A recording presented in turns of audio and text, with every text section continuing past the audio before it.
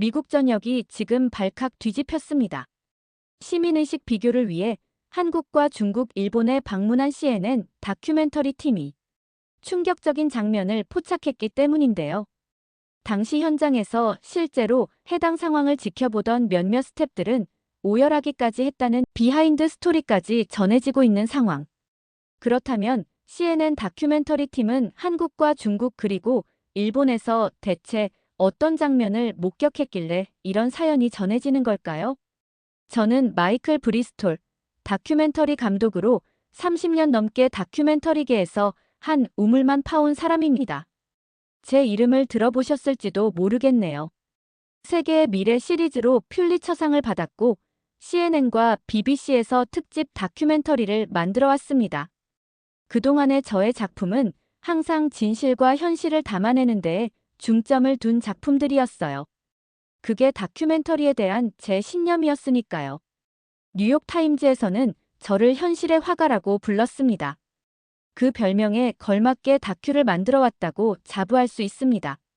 지난해 저는 은퇴를 앞두고 마지막 작품을 기획했어요. 미래의 리더들, 세계 어린이의 가치관이란 주제로 각국 어린이들의 생각과 행동을 비교하는 내용이었죠. 유럽, 미국, 중동을 거쳐 마지막으로 아시아를 방문할 계획이었습니다. 제 커리어의 마지막을 장식할 대작이었습니다. CNN에서 독점 방영권을 따낸 상태였고 예산도 넉넉했고 완벽하지 않은 것이 없었어요.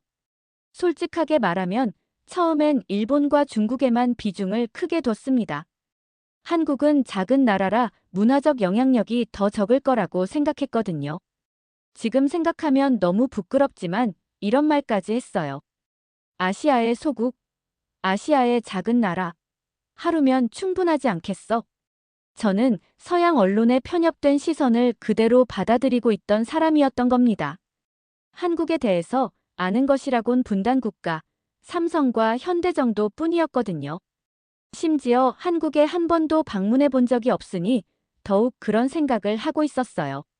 그저 지도에서 작게 보이는 반도 국가, 딱 이 정도였습니다. 저는 그때까지만 해도 전혀 몰랐어요. 작은 나라라고 생각했던 한국이 제 인생을 송두리째 바꿔놓을 줄은요. 지금 생각하면 정말로 부끄럽고 미련했네요. 선입견이라는 건 깨야 하는 건데 못 깬 제가 너무 한심해 보였습니다. 한 국가의 위대함은 영토의 크기가 아닌 정신에서 나온다는 걸 깨닫게 될 줄이야. 꿈에도 몰랐습니다. 당시에 저는 개인적으로 힘든 시기였어요. 25년의 결혼 생활 끝에 이혼을 했고 슬하의 두 자녀와도 연락을 하지 않던 상태였습니다. 촬영 일정에만 매달리다 보니 가족에게 소홀히 대했던 대가를 치르고 있었죠. 아침에 눈을 뜨면 텅 빈 아파트에서 커피 한 잔으로 하루를 시작하는 외롭디 외로운 일상을 보내고 있었습니다. 사진 속 딸 에밀리와 아들 제이슨의 웃는 얼굴이 담긴 사진만을 바라보며 하루를 시작하곤 했어요. 그래서 이 마지막 작품이 더 소중했고 제 모든 것을 쏟아부을 수밖에 없었습니다. 적어도 직업적으로는 성공한 삶을 마무리하고 싶었기 때문이에요. 저희 촬영팀은 최고의 실력자들로만 꾸렸습니다. 10년 넘게 저와 작업해온 믿음직한 동료인 제시카 수석 프로듀서, 촬영 감독 마크, 음향 담당, 데이비드와 3명의 현지 통역사들까지. 저희는 각국 어린이들의 가치관을 알아보기 위한 다양한 실험들을 준비해뒀어요. 노인이나 임산부가 도움이 필요한 상황을 연출해서 각국의 아이들의 반응을 관찰하는 실험이었어요. 전문 배우들과 함께 자연스럽고 정교한 상황을 연출할 계획을 하고 있었습니다.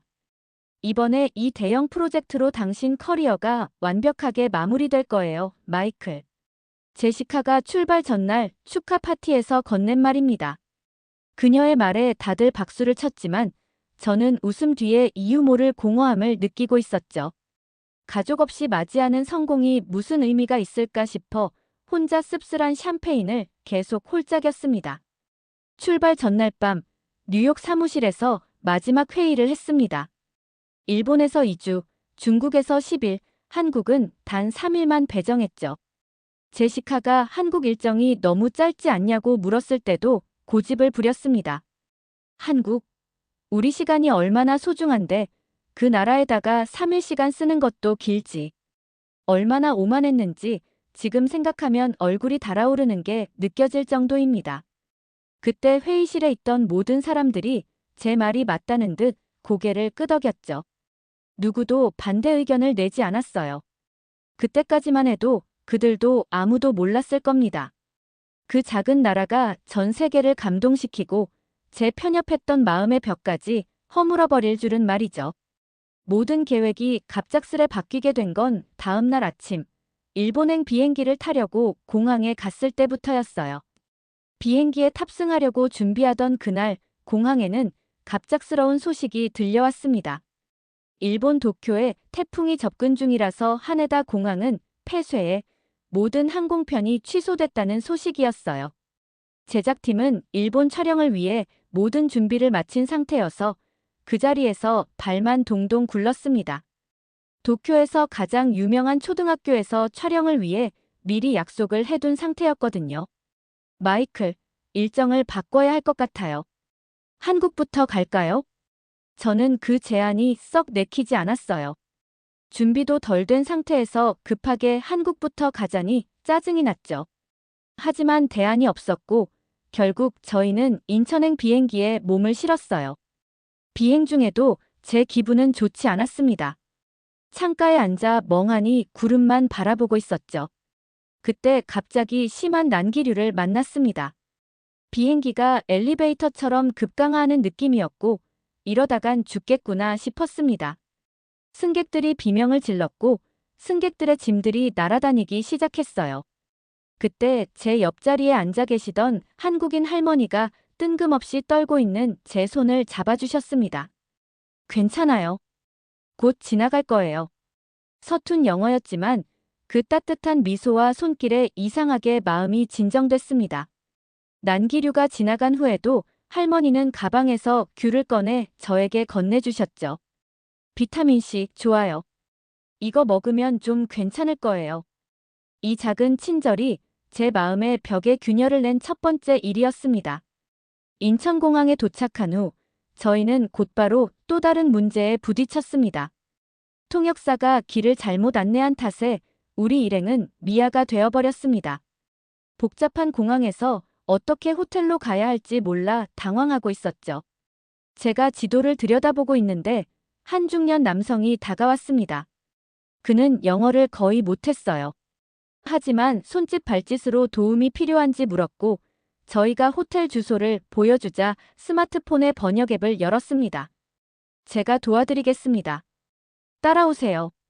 그는 40분 동안 저희와 함께 지하철을 타고 호텔 로비까지 데려다 주었어요.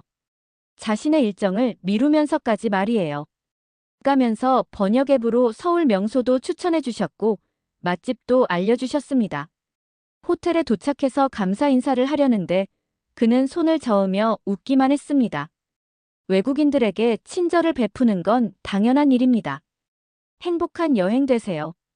이게 저희의 한국에서의 첫날이었습니다. 아직 촬영도 시작하지 않았는데 다른 나라랑은 다른 뭔가가 느껴지기 시작했어요. 이런 친절이 과연 진짜일까? 아니면 외국인에게만 보여주는 모습일까? 제 의심의 불씨는 꺼지지 않았지만 마음 한구석이 조금씩 흔들리고 있었어요. 새로운 나라에서의 촬영이 시작되니 기대감에 슬슬 기분이 좋아지기 시작했습니다. 한국인들은 과연 어떤 모습을 보여줄까요? 한국에서의 첫 촬영은 놀랍도록 순조로웠습니다. 한국에 대한 이미지가 좋아졌고 그래서 일주일 후 일본으로 향했을 때 기대가 컸습니다. 도쿄는 세계에서 가장 발전한 도시 중 하나로 알려져 있으니까요. 도쿄의 첫인상은 흰국보다 훨씬 좋았어요. 깨끗한 거리, 질서정연한 지하철, 예의 바른 시민들. 모든 것이 완벽해 보였지만 실제 촬영이 시작되자 상황이 달라졌어요. 첫 번째 실험은 노약자를 얼마나 도와주느냐 보는 테스트였습니다. 전문 배우가 노인으로 분장하고 무거운 짐을 들고 지하철역 계단을 오르내리는 상황이었죠. 도쿄 시부야역에서 진행했는데 결과는 충격적이었습니다. 아이들은 물론이고 대부분의 어른들도 노인을 그냥 지나쳤어요. 몇몇 아이들은 오히려 짜증을 내며 노인을 밀치고 지나갔습니다. 3시간 촬영 동안 단 2명의 시민만이 도움을 제공했죠. 그것도 모두 노인분들이었어요. 행정적인 측면에서도 문제가 많았습니다. 촬영 허가를 받는 데만 2주가 걸렸고 학교 협조도 최소한으로만 이뤄졌어요. 그 다음으로 촬영을 간 중국 베이징에서는 상황이 더 심각했습니다. 첫날부터 당국의 감시를 느꼈고 허가 없이는 아무것도 할 수 없었어요. 게다가 우리가 준비한 실험에서 어린이들의 반응은 더욱 충격적이었습니다. 노인 역할의 배우가 길에서 넘어졌을 때 몇몇 아이들은 웃으며 손가락질하기까지 했어요. 한 아이는 일부러 노인의 지팡이를 걷어차 더 넘어뜨리기도 했습니다. 촬영 감독 마크가 분노했습니다. 도저히 중국에서 촬영 못하겠어. 어떻게 애들이 이렇게 못되게 행동할 수 있지? 그날 밤 호텔에 돌아와 회의를 했지만 모두 침통했어요. 처음 계획했던 다큐멘터리의 방향이 흔들리고 있었습니다. 우리가 기대했던 미래의 리더들의 모습은 찾아볼 수 없었으니까요. 중국 촬영 마지막 날 카메라가 꺼진 줄 알고 저는 스태프들에게 솔직한 심정을 털어놓았습니다. 이런 나라에서 무슨 미래의 리더를 찾겠어? 이 프로젝트를 기획한 의도 자체가 잘못된 걸까? 제시카마저도 희망을 잃은 표정이었습니다. 비행기를 타고 뉴욕으로 돌아가는 길이었습니다. 다들 지쳐 있었고 프로젝트는 실패한 것 같았어요. 그때 제시카가 제 옆에 앉더니 한 가지 제안을 했습니다. 마이클, 한국으로 다시 가보는 건 어때요? 거기서는 뭔가 달랐잖아요. 처음엔 반대했지만 다른 선택지가 없었습니다. 마지막 희망을 걸고 한국행을 결정했어요. 한국으로 다시 향하는 비행기 안에서 저는 깊은 생각에 잠겼습니다. 이 프로젝트가 정말 의미가 있을까?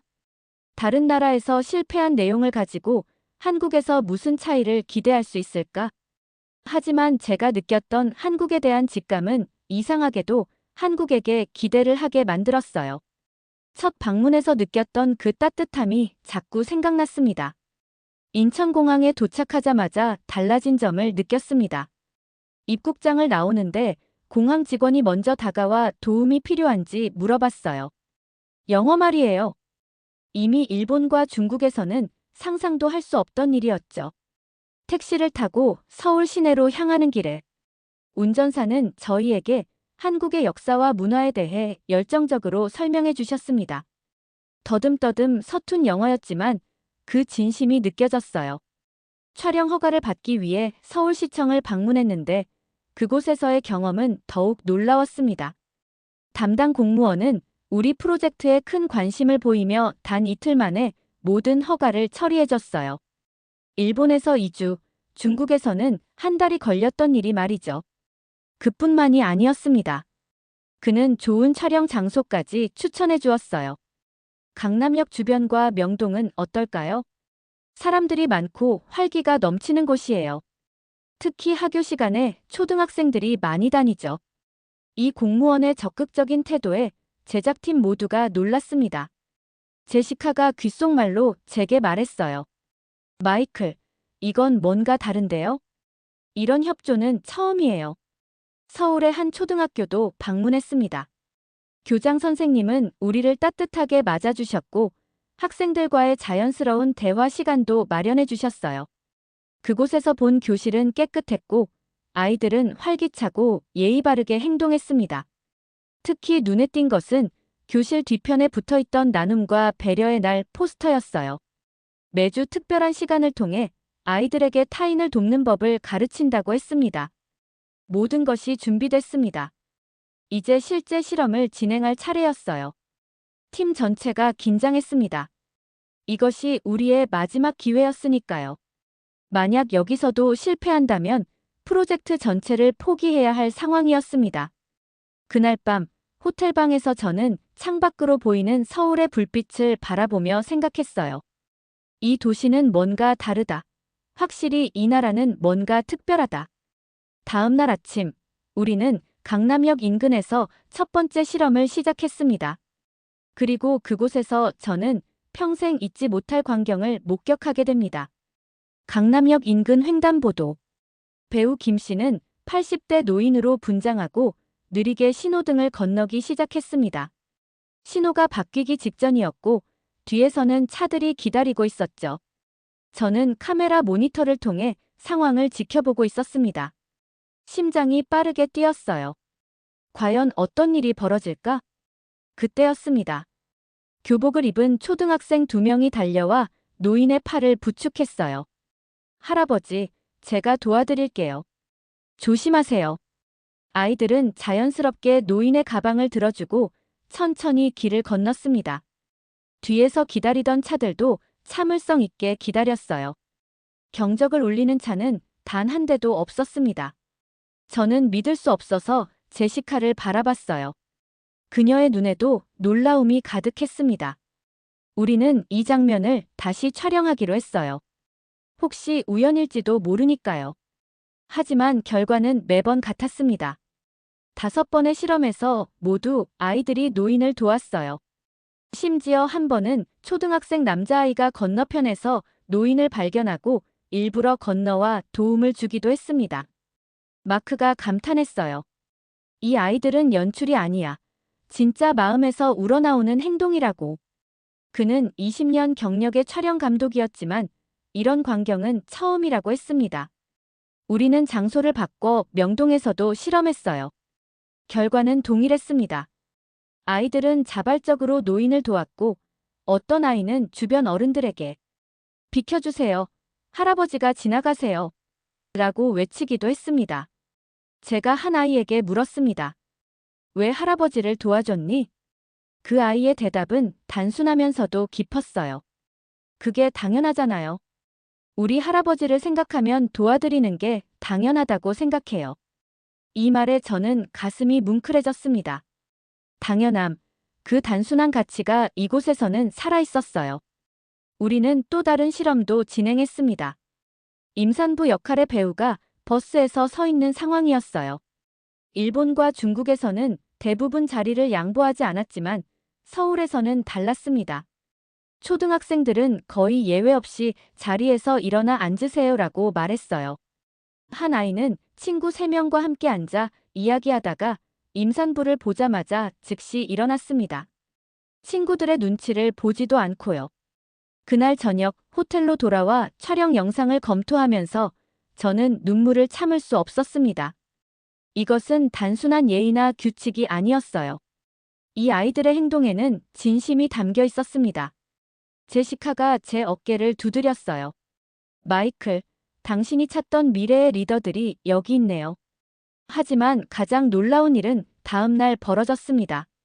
우리가 예상치 못한 실제 상황에서 한국 아이들의 진정한 모습을 보게 될 줄은 몰랐어요. 다음 날, 우리는 서울 강북의 조용한 주택가에서 촬영을 이어갔습니다. 배우 김 씨는 좁은 골목길에서 장을 본 무거운 봉지를 들고 힘겹게 걸어가는 연기를 하고 있었어요. 그런데 예상치 못한 일이 벌어졌습니다. 김 씨가 정말로 미끄러져 넘어진 거예요. 대본에 없던 실제 사고였습니다. 그녀는 넘어지며 무릎을 다쳤고 피가 흘렀어요. 저희 제작진은 순간 당황했습니다. 카메라를 끄고 뛰어가려는 찰나 놀라운 광경이 펼쳐졌어요. 근처에서 놀던 초등학생 3명이 즉시 달려와 김 씨를 도왔습니다. 한 아이는 재빨리 가방에서 물티슈를 꺼내 상처를 닦아주었고 다른 아이는 할머니를 일으켜 세웠어요. 가장 놀라웠던 건 11살로 보이는 소녀가 침착하게 휴대폰을 꺼내 119에 신고하는 모습이었습니다. 여보세요. 할머니가 넘어졌어요. 무릎에서 피가 나요. 위치는? 아이는 정확하게 주소를 알려주고 상황을 설명했어요. 그 침착함과 대처 능력에 우리 모두 입이 벌어졌습니다. 정말 놀랍게도 5분 만에 구급차가 도착했어요. 출동한 구급대원들은 전문적으로 김 씨의 상처를 치료하고 아이들에게 잘했다며 엄지를 세워 보였습니다. 아이들은 뿌듯한 표정으로 웃었어요. 이 모든 과정이 카메라에 담겼습니다. 의도하지 않은 실제 상황이었기에 더욱 감동적이었죠.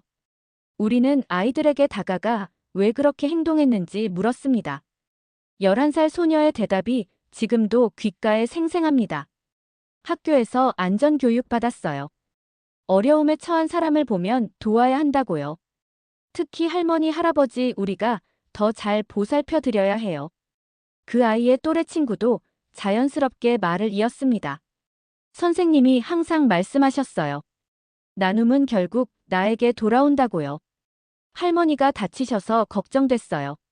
저는 그 자리에서 이 다큐멘터리의 방향을 완전히 바꾸기로 결심했습니다. 당초 계획은 여러 나라를 비교하는 내용이었지만 이제는 한국 어린이들의 특별한 시민의식에 초점을 맞추기로 했어요. 뭔가 이 나라에는 다른 곳에서는 볼 수 없는 특별한 것이 있었습니다.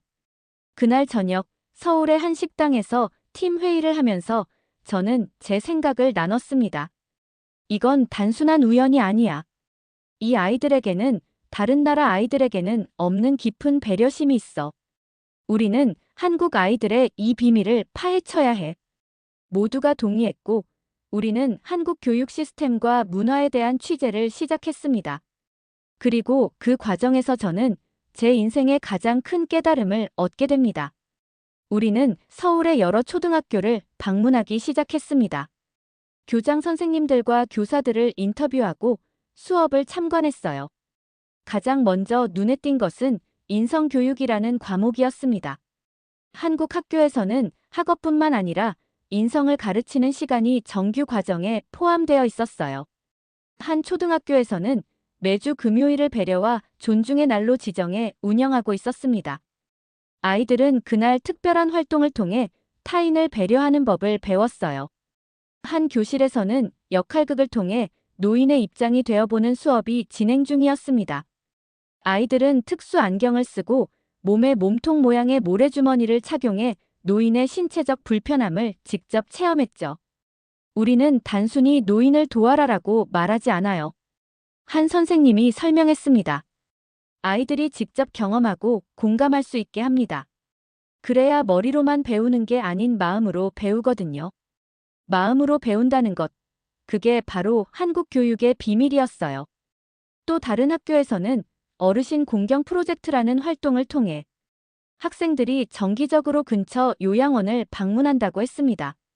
아이들은 그곳에서 노인들과 대화하고 함께 시간을 보내며 자연스럽게 존중의 마음을 배웠어요. 이런 활동이 일회성이 아니라 지속적으로 이루어진다는 점이 중요했습니다. 문화적 측면도 중요했어요. 한국의 효문화는 단순한 전통이 아니라 일상생활에 녹아 있었습니다. 부모님을 공경하고 어른을 존중하는 문화가 가정에서부터 자연스럽게 이어지고 있었어요. 아이들은 이런 환경에서 자라며 배려심을 키웠던 것입니다. 특히 인상적이었던 건 한 초등학생과의 인터뷰였습니다. 제가 왜 모르는 할머니를 도와줬니? 라고 묻자 그 아이는 이렇게 대답했어요. 우리 할머니라고 생각했어요. 제가 도와드리지 않으면 누가 도와드리겠어요? 이 단순하면서도 깊은 대답에 저는 말문이 막혔습니다. 그리고 또 하나 발견한 것은 한국 사회의 빠른 발전 과정에서도 전통적 가치를 잃지 않으려는 노력이었어요. 높은 기술력과 현대적인 도시 환경 속에서도 인간적인 따뜻함을 간직하고 있었죠. 겉보기엔 차가운 첨단 IT 강국이면서도 마음만은 여전히 따뜻했습니다. 그날 밤 호텔방에서 저는 제 딸 에밀리에게 이메일을 썼습니다. 10년 만에 연락이었어요. 내가 자랑스러운 딸이듯 나도 좋은 아버지가 되고 싶구나. 한국에서 내가 깨달은 것은 가족의 소중함이야. 전송 버튼을 누르며 떨리는 마음을 진정시켰습니다. 이제 저는 이 프로젝트가 단순한 다큐멘터리를 넘어 제 인생의 전환점이 될 것임을 직감했습니다. 한국 어린이들의 놀라운 시민의식이라는 제목으로 방영된 저희 다큐멘터리는 전 세계적으로 폭발적인 반응을 얻었습니다. 특히 한국 아이들이 실제 응급 상황에서 보여준 대처 능력은 많은 사람들의 눈시울을 붉게 만들었어요. CNN, BBC, 알자지라 등 주요 방송사에서 저희 영상을 다시 보도했고 소셜미디어에서는 수백만 회 공유되었습니다. 더 놀라웠던 건 각국 교육부에서 한국의 인성교육 시스템에 관심을 보이기 시작했다는 점입니다. 미국, 영국, 프랑스 등 여러 나라에서 교육대표단이 한국을 방문하기 시작했어요. 한국의 작은 영웅들이 세계의 교육 방향을 바꾸고 있었던 겁니다. 저 개인적으로도 큰 변화가 있었습니다. 딸 에밀리가 제 이메일에 답장을 보내왔어요. 아빠, 다큐멘터리 봤어요. 저도 한국 아이들에게 감동받았어요. 아빠에게 그 감동적인 이야기를 직접 듣고 싶은데 언제 만날 수 있을까요? 10년 만에 받은 딸의 연락. 저는 그 자리에서 항공권을 예약했습니다. 딸뿐만 아니라 아들 제이슨과도 화해했어요. 가족의 소중함을 깨닫게 해준 것도 한국이었습니다. CNN에서는 후속작을 제안했고 저는 기꺼이 받아들였습니다. 배려와 존중의 교육학 한국에서 배우는 미래라는 제목의 새 다큐멘터리를 위해 1년간 서울에 머무르기로 했어요. 은퇴 계획은 자연스럽게 미뤄졌습니다. 아직 세상에 전할 이야기가 남아있었으니까요. 서울의 한 아파트를 임대해 살면서 저는 한국 문화를 더 깊이 이해하게 됐습니다. 이웃들은 저를 가족처럼 대해주셨어요. 특히 옆집 할머니는 종종 김치와 반찬을 들고 오셔서 혼자 사는 게 힘들지? 라며 챙겨주셨습니다. 처음엔 어색했지만 곧 그 따뜻함이 얼마나 소중한지 깨달았어요. 영화 제작을 위해 한국의 다양한 지역을 방문했습니다. 부산, 전주, 제주도. 어디를 가든 사람들의 정을 느낄 수 있었어요. 한 번은 시골 마을에서 길을 잃었는데 한 농부가 2시간이나 자신의 일을 미루고 저를 목적지까지 데려다 주셨습니다. 제가 감사하다고 하자 그분은 웃으며 말했어요. 우리나라에 와주셔서 감사합니다. 제 다큐멘터리는 결국 에미상을 수상했습니다. 수상 소감에서 저는 이렇게 말했어요. 이 상은 저보다 한국의 아이들과 그들을 키워낸 부모, 교사, 그리고 사회에 돌아가야 합니다. 그들은 제게 진정한 위대함이 무엇인지 가르쳐줬습니다. 위대함은 국가의 크기나 경제력이 아니라 사람들의 마음에 담긴 배려와 존중에서 나온다는 것을요. 지금 저는 서울 특파원으로 일하고 있습니다. 한국의 아름다운 모습을 세계에 알리는 것이 제 새로운 사명이 되었어요. 작고 보잘것없다고 생각했던 나라가 제 인생을 완전히 바꿔놓았으니까요. 한국은 면적으로는 작을지 몰라도 마음만큼은 세계에서 가장 큰 나라라는 걸 저는 이제 압니다. 지난주 강남역에서 한 초등학생이 외국인 관광객을 도와주는 모습을 봤습니다. 그 아이는 제가 5년 전 처음 촬영했던 그 장소에서 똑같은 따뜻함을 보여주고 있었어요. 저는 그 아이에게 다가가 물었습니다. 왜 외국인을 도와주었니? 아이의 대답은 간단했어요. 한국에서는 원래 이래요. 이게 당연한 거거든요. 그렇습니다. 당연한 것처럼 보이는 이 작은 친절과 배려가 세계를 감동시켰고 한 사람의 인생을 바꿨습니다. 한국이 작은 나라라고요? 천만의 말씀입니다. 한국은 세상에서 가장 큰 마음을 가진 나라입니다. 아시아의 작은 나라라고 무시하던 한국에 와서 따뜻한 마음을 겪고 한국에 대한 생각을 바꾸게 된 마이클의 이야기는 여기까지입니다. 한국인의 따뜻한 마음을 느껴보신 경험이 있으시면 댓글로 경험을 공유해주세요. 오늘은 사연은 어떠셨나요? 오늘의 사연이 마음에 드셨다면 좋아요 한번 부탁드립니다. 여러분의 좋아요와 구독은 영상을 만드는데 큰 힘이 됩니다. 긴 영상 시청해주셔서 감사합니다. 오늘도 행복이 넘치는 하루 되세요.